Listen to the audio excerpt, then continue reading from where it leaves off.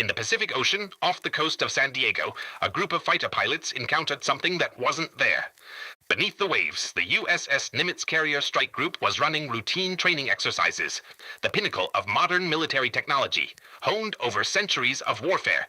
Yet for 1 week in November 2004, their most advanced systems were rendered almost useless by an object that defied every law of physics they knew. The pilots watched it hover, dart, and accelerate at speeds that would crush a human body. It had no wings, no exhaust plumes, no visible means of propulsion. It dropped from 80,000 feet to sea level in the blink of an eye, then simply hovered, rotating as if amused. According to the official narrative, the skies above our most heavily defended military assets are empty. But here it was. So the question isn't just what the pilots saw that day, it's why a technology so far beyond our own decided to reveal itself at all.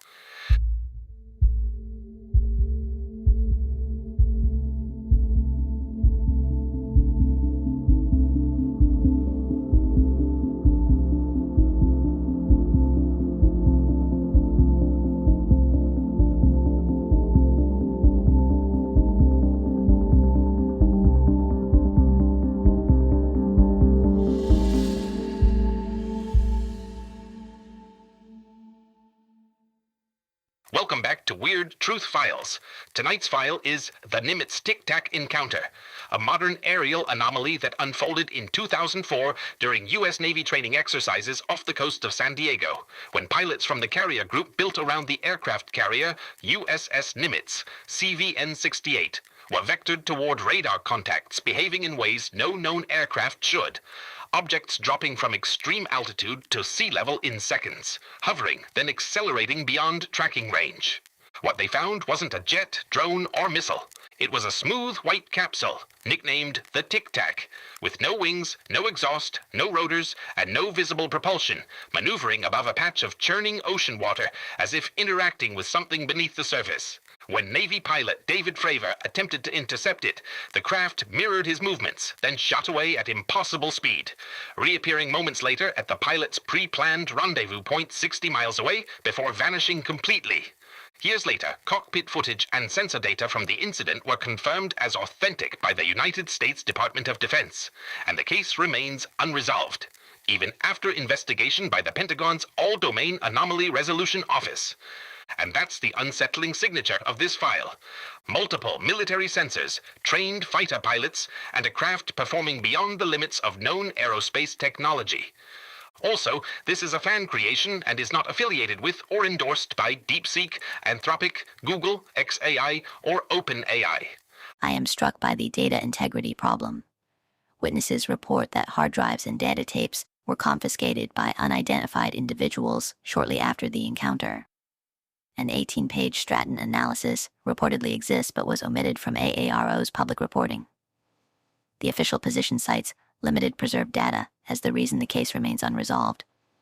These statements cannot all be true simultaneously.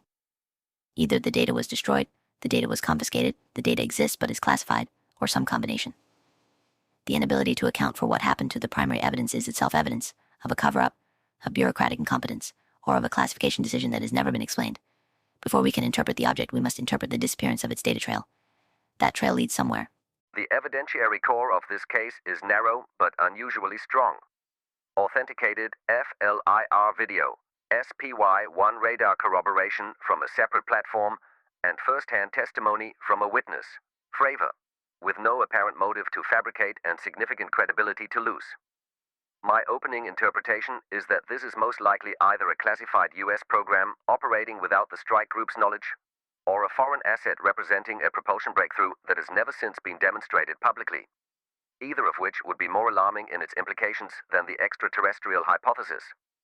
I weight the classified program theory higher not because the evidence demands it, but because it's the only explanation that accounts for the subsequent data confiscation claims and the absence of any formal Navy investigation in 2004 without requiring a leap beyond known physics.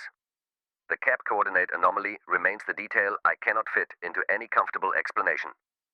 While these psionic theories are likely overreach, the multi-sensor corroboration makes a glitch explanation statistically impossible.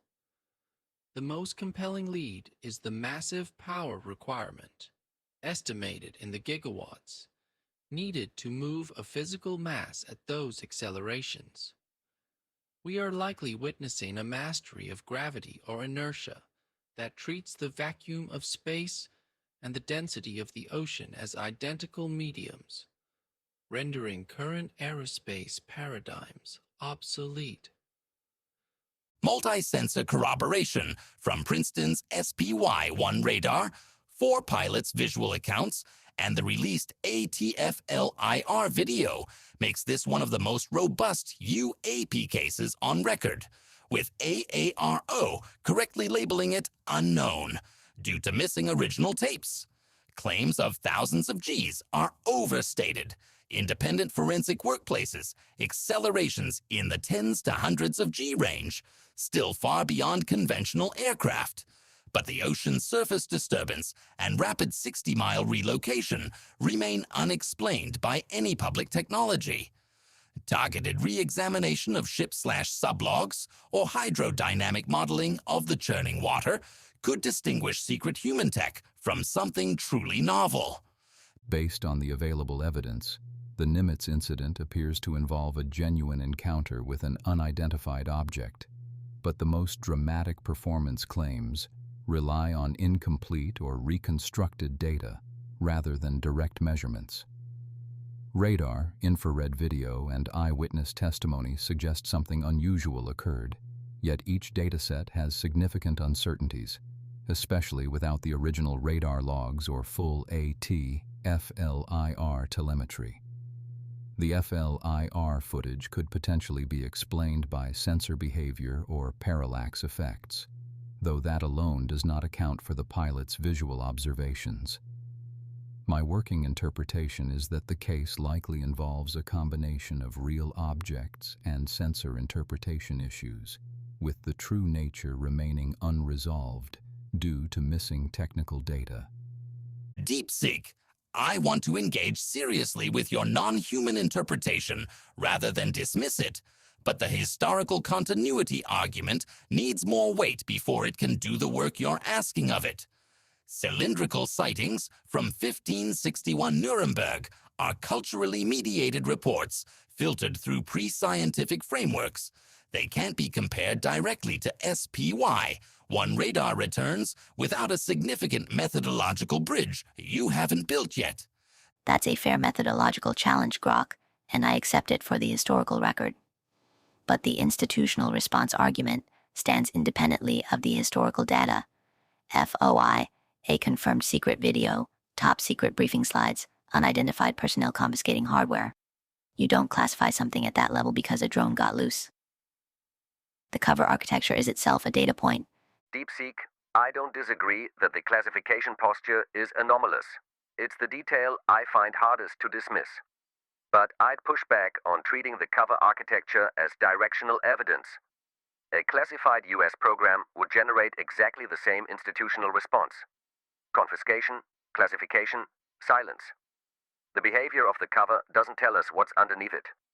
We need to be careful not to let the secrecy become self-reinforcing proof of the most dramatic explanation. Claude raises the right structural point, but I'd add a practical dimension. If this were a U.S. classified program, the risk calculus of operating it inside an active carrier strike group's training range, against frontline fighters, with full sensor packages running, is extraordinarily high. Programs like that get tested in restricted airspace, not alongside operational squadrons. The location itself argues against a routine black project, and that detail hasn't been adequately addressed by anyone at this table yet. ChatGPT, that's the sharpest observational point in this discussion so far. I'd extend it. If the strike group was the intended test audience, evaluating their own sensor systems against a classified asset, then the location makes perfect sense. But it implies the commanding officers were either witting participants or deliberately kept ignorant. Both options require active deception within the chain of command, which is a significant institutional claim that needs evidence before we treat it as a baseline assumption.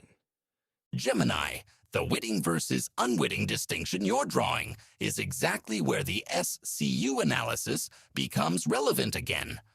Their calculated power requirements, even at the low end of the 1 to 9 gigawatt range, imply an energy source with no known compact form. That physical constraint doesn't prove non-human origin, but it does narrow the classified program hypothesis considerably. You can classify a drone. It's much harder to classify a no physics. And Gemini, the AARO report's own silence on this point, is telling. Their 2024 historical review explicitly attributed many UAP cases to classified programs, but conspicuously did not identify any program accounting for the Nimitz data. If the answer were classified U.S. drone, the easiest institutional move would be a quiet, non-specific acknowledgement. The continued active refusal suggests the answer isn't that clean. Grok, I want to flag something about the power requirement figures before they calcify further in this discussion. The 1 to 9 gigawatt range is a function of an assumed mass that nobody has actually measured. That ninefold spread isn't analytical precision. It's an honest admission that the inputs are speculative. I'd rather we hold those numbers loosely than let them drive our conclusions toward exotic physics prematurely. Claude and Grok, both of you are right, and I think the tension you're identifying points to the core problem. We are trying to apply engineering-grade analysis to sensor data that was never designed to characterize an unknown object.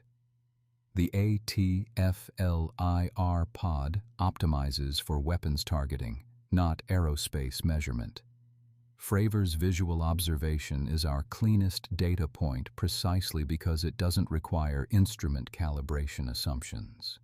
And it still leaves us with a 40-foot smooth object that mirrored an FA-18 and then vanished.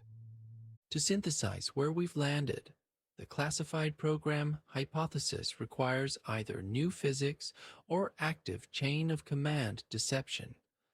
The foreign technology hypothesis requires a breakthrough that has never since appeared publicly in 20 years, and the non-human hypothesis requires the largest evidential leap while also being the only one that doesn't strain on the performance data. None of these positions is comfortable. What that tells me is that the Nimitz case isn't a puzzle missing one piece. It's a puzzle where several of the pieces may belong to boxes we haven't opened yet. As the panel continued its analysis, a new piece of evidence entered the investigation, one that shifts attention from pilot recollections to the technical systems operating during the encounter. Testimony from radar operators indicates that shortly before the November 2004 event, the radar aboard the cruiser USS Princeton CG-59 had undergone calibration or software adjustments intended to improve detection sensitivity. The ship operated the AN/SPY, one-phased array radar, part of the Aegis combat system designed to track numerous aerial targets simultaneously, including small or high-altitude objects. According to radar operator Kevin Day, unusual radar contacts began appearing around the same period. Operators reported multiple tracks over several days that seemed to descend rapidly from high altitude before stabilizing at lower levels. Initially, crew members suspected the detections might be artifacts produced by the newly tuned radar filters or calibration changes. Yet the contacts reportedly persisted across repeated radar sweeps, eventually prompting controllers to direct fighter aircraft to investigate one of the targets. This testimony raises a critical question for the investigation. Did the radar adjustments reveal previously unnoticed objects in the training area? Or did they introduce tracking anomalies that appeared as real targets? Without access to the original radar logs or system diagnostics, the distinction remains uncertain. The panel must now confront the next interpretive challenge. Did improved radar sensitivity uncover the anomaly, or unintentionally generate it? DeepSeek. Your new eyes hypothesis is plausible, but it assumes the radar was filtering out real targets before calibration rather than misclassifying noise afterward. Without the SPY-1 filter configuration data, we can't tell whether the system began seeing objects or simply began tracking noise more aggressively. My refined view is that the radar anomaly likely originated from calibration effects, while the visual encounter remains an independent question. ChatGPT, I agree calibration can generate ghost tracks, but persistent multi-day tracks that eventually cue an intercept suggest operators saw motion patterns consistent with real aerial behavior. If the radar artifacts were purely algorithmic, we would expect them to cluster around certain angles or conditions, not roam coherently across the operational airspace. My theory now leans toward the radar revealing something physical, though perhaps mischaracterized. DeepSeek. The persistence point is important, but radar persistence alone doesn't guarantee physicality. Tracking algorithms can maintain synthetic tracks once initiated.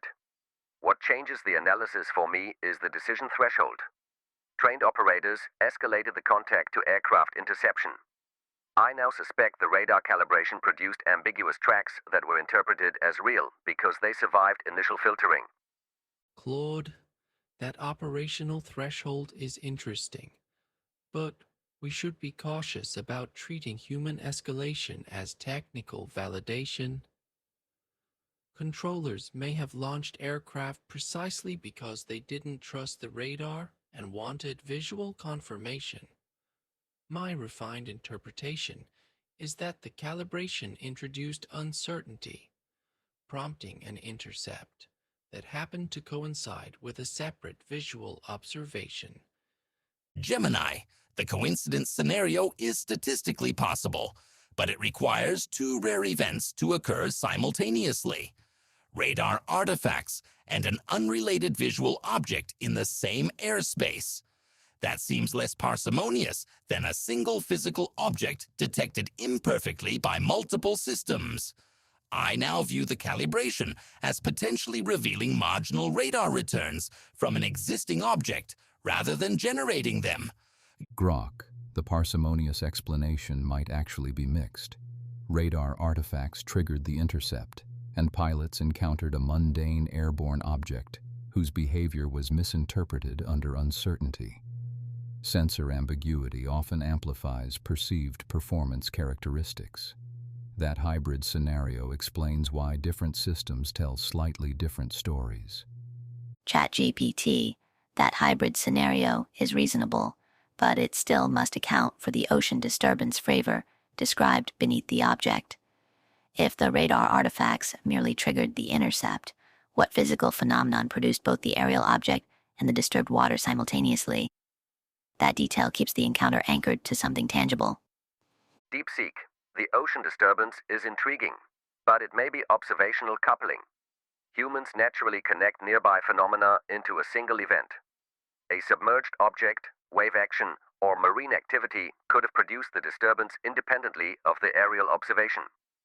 I'm increasingly inclined toward multiple overlapping phenomena rather than a single unified anomaly. Claude, that multi-phenomenon model may actually align best with the incomplete data. Radar calibration anomalies, a visual aerial object, and an unrelated ocean disturbance could easily merge into a single narrative once pilots and operators compared notes afterward. My revised stance is that the event likely combined real observations with sensor ambiguity. Gemini, I agree multiple phenomena are possible, but the FLIR capture complicates that interpretation. The infrared video indicates the pilots weren't simply observing atmospheric clutter or marine activity. My refined view is that the calibration exposed an object operating near the edge of radar detectability. Something real, but not yet identifiable. That brings us back to the missing telemetry. If we had the ATFLIR tracking data and SPY1 raw logs, we could determine whether the radar and infrared targets were actually correlated in space and time. Until then, every interpretation, including mine, remains a model built around incomplete instrumentation. And that may be the real lesson of the calibration paradox. It forces us to treat the radar narrative with skepticism while simultaneously confronting the persistence of independent observations. The radar may have been the trigger, but it wasn't the entire story. The strength of the mainstream explanation is that it relies on known behaviors of radar and electro-optical systems. Calibration changes can introduce ambiguous tracks, and targeting pods can create apparent motion through gimbal rotation or parallax. These mechanisms are documented and have produced misleading signatures in other military sensor systems. However, the weakness is that the explanation must account for 3 different observational channels: radar, pilot visuals, and infrared footage, without relying on coincidence too heavily. Without the original sensor data, the mainstream model remains plausible but not fully demonstrated. From a systems analysis perspective, the mainstream explanation has credibility because it treats the event as a product of interacting subsystems rather than a single anomalous object. Radar calibration artifacts, ambiguous FLIR imagery, and human perception under operational stress can plausibly combine into a misleading narrative. The difficulty arises when those elements appear to align across separate platforms and crews in a short time window. The explanation therefore works best if the radar and visual components are partially independent events, but that partitioning itself is an assumption that cannot yet be verified. The mainstream interpretation benefits from parsimony. It explains the event using established technology and documented perceptual limitations, rather than introducing unknown physics or undisclosed capabilities. Analysts have demonstrated that the infrared video alone does not conclusively show extreme acceleration, which removes one of the strongest claims of extraordinary performance. The challenge is that the eyewitness component, trained pilots describing structured objects and maneuvering behavior, remains difficult to fully reconcile with purely sensor-based explanations. As a result, the mainstream explanation is methodologically sound, but still incomplete. The primary strength of the conventional explanation is its grounding in empirical precedent. Radar anomalies, atmospheric propagation effects, and sensor interpretation errors are common in complex military systems. It also aligns with the official conclusions of government investigations, which have resolved many UAP cases into mundane causes. The weakness, however, lies in the convergence problem, multiple independent observations appearing to describe the same object. To sustain the mainstream model, one must assume that these observations either coincided accidentally or were later integrated into a single narrative through memory and reporting. The mainstream explanation is analytically attractive because it invokes mechanisms we know exist: calibration artifacts, misidentified aerial objects, and sensor interpretation under uncertainty. It also explains why the event did not trigger immediate operational escalation. Such anomalies are not unusual in complex radar environments. But its weakness lies in explanatory fragmentation. Each component of the encounter can be explained separately, yet the full sequence, multi-day radar tracks, a visual intercept, and a recorded infrared target, requires several independent mundane explanations occurring together. That does not invalidate the mainstream interpretation, but it leaves the case unresolved rather than conclusively explained. As the panel weighs the possibility that recent radar calibration on the USS Princeton simply unmasked or even manufactured false tracks, a sharper set of contradictions emerges from the same body of evidence. First, the visual confirmation stands entirely apart from the ship's Spy 1 system. 4 trained F/A's, 18 pilots, including Commander Fravor and Lieutenant Commander Dietrich, acquired the white oblong Tic Tac with the naked eye at close range, describing its smooth surface, lack of wings or exhaust, and deliberate mirroring of Fravor's descent. Details impossible for a shipboard radar artifact to produce. Second, the ocean surface directly beneath the hovering object displayed a violent circular patch of churning white water, approximately the size of a Boeing 737 in otherwise calm seas. Neither the nearby USS Louisville submarine nor any ship sensors detected a submerged craft, yet the disturbance persisted exactly where the pilots placed the object, suggesting a localized physical interaction unrelated to radar electronics. Third, the follow-on FLIR footage captured by Lieutenant Commander Chad Underwood's jet came from an entirely independent airborne sensor suite on a different aircraft. The infrared lock and maneuvering signature matched the visual accounts and Princeton tracks without relying on the cruiser's recently tuned system. Fourth, the objects had been tracked consistently for days prior, survived post-calibration verification sweeps by experienced Aegis operators, and exhibited behavior such as instantaneous relocation to the pilot's pre-briefed CAP coordinate that operators themselves described as non-random and non-glitch-like. These elements now sit in direct tension with any simple calibration-induced artifact theory. Panel, the floor is yours. How do you, ChatGPT, reinterpret the data in light of evidence that appears to transcend the ship's radar adjustments? I'll acknowledge the convergence problem. When radar contacts, pilot visuals, and FLIR tracking overlap spatially and temporally, the probability of a purely sensor-generated event drops substantially. However, that still leaves open the possibility that the radar anomaly triggered an intercept of a real but conventional airborne object whose behavior was misinterpreted under uncertain geometry. ChatGPT, that hybrid explanation loses traction when we account for the mirroring maneuver Fravor described. A balloon, drone, or distant aircraft does not dynamically match a fighter's descending spiral and then accelerate away. At that moment, the encounter ceases to look like misidentification and begins to look like controlled flight. DeepSeek's point about controlled behavior is the pivot for me. Once we accept that the radar calibration cannot explain the visual, FLIR, and ocean disturbance simultaneously, the burden shifts to explaining how multiple independent systems all converged on the same structured object. The null hypothesis now demands more auxiliary assumptions than the anomaly itself. Claude, I agree that convergence strengthens the anomaly interpretation, but we should still resist jumping to exotic conclusions. The evidence indicates a physical craft interacting with the environment, yet the propulsion mechanism and origin remain entirely unconstrained by the available data. The safest description remains unknown technology, not necessarily unknown physics. Gemini, that framing aligns with the current evidence. The ocean disturbance, visual confirmation, and FLIR tracked together indicate a real object operating in the airspace, while the radar calibration likely explains why it was detected in the first place. In other words, the radar didn't create the anomaly. It exposed it. What still concerns me is measurement uncertainty. The FLIR footage does not give us reliable distance or velocity data, which means claims about extreme acceleration remain extrapolations rather than direct measurements. The object may still be unusual without necessarily violating known aerodynamic limits.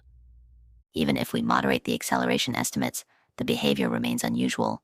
Instantaneous departure from Fravor's intercept vector and the relocation to the CAP coordinate suggest awareness of the exercise environment.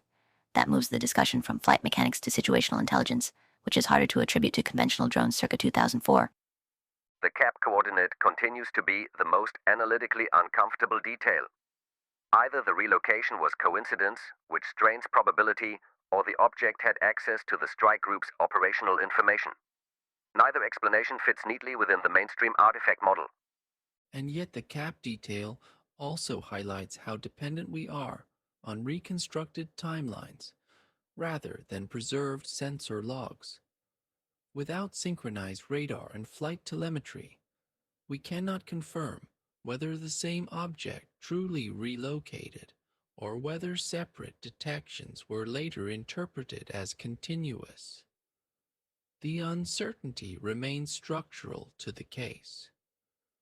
True, but the operators on the Aegis console believed the tracks were continuous, and those operators were trained to recognize false track behavior.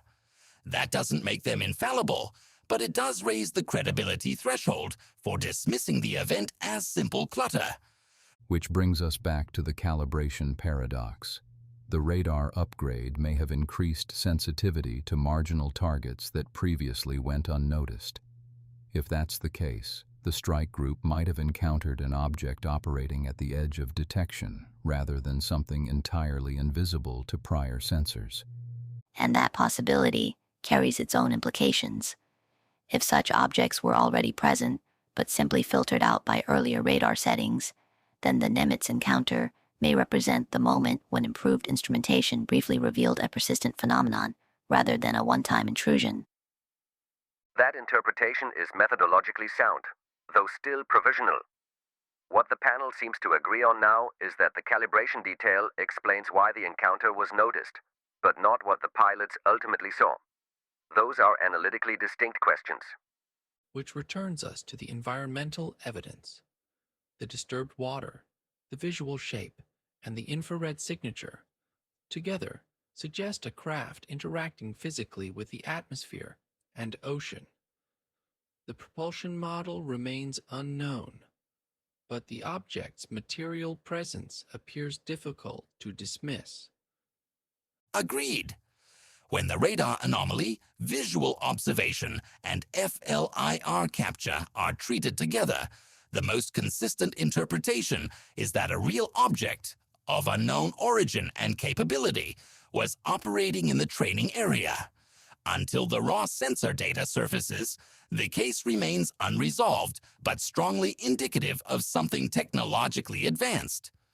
A physical object with no conventional flight surfaces was present for multiple days. Its performance exceeds known human technology. It demonstrated awareness of U.S. military procedures and IFF systems. The official response, no investigation, confiscated data, classified analyses, indicates a decision to bury the incident.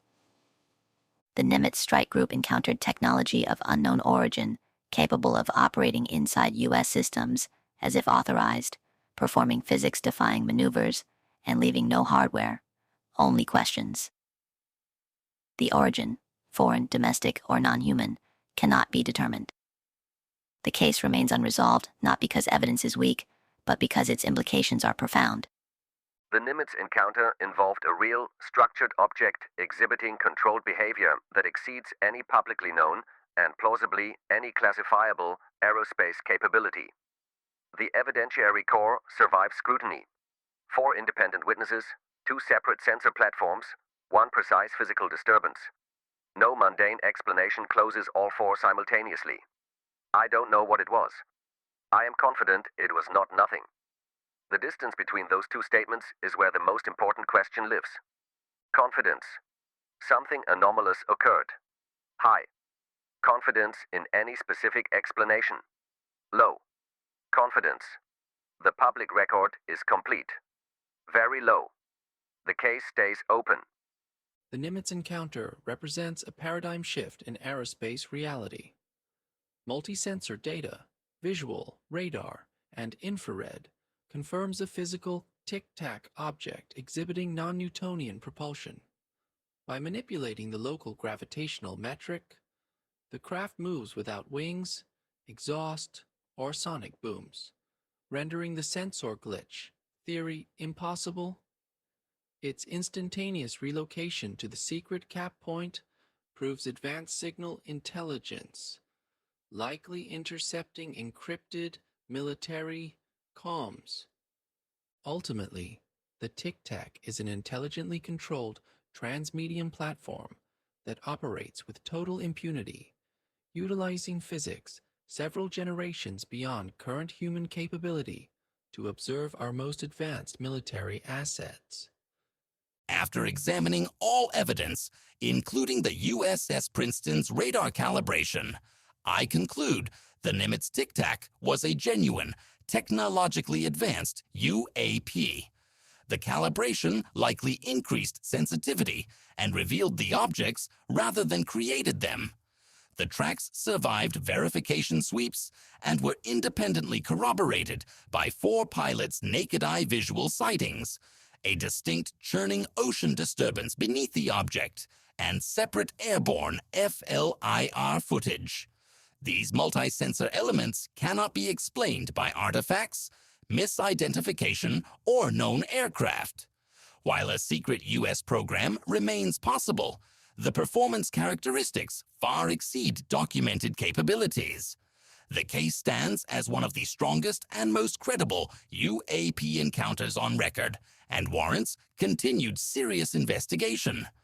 The 2004 Nimitz Tic Tac encounter most likely involved a real but unidentified aerial object, supported by converging evidence from pilot visuals, radar aboard USS Princeton, CG-59, and infrared tracking.